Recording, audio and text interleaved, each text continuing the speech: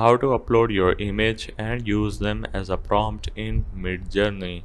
So first of all, what you gonna need to do is to simply drag and drop your particular image that you want to use as a prompt. Simply upload it from your file explorer and then you're gonna need to hit enter. Now once you have uploaded your particular file, what you need to do now is to simply open it up just like that and right click on it. Then you're gonna need to click on this copy link. Now once you have copied the link, you just need to now simply type imagine prompt.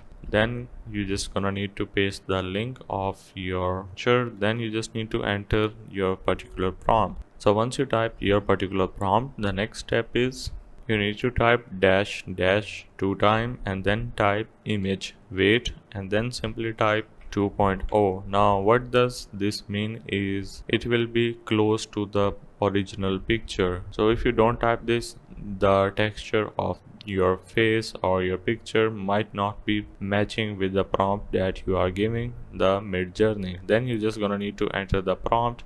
Now if you have a subscription, this will gonna generate your particular prompt with your own image, but as my subscription is not active, I cannot proceed further.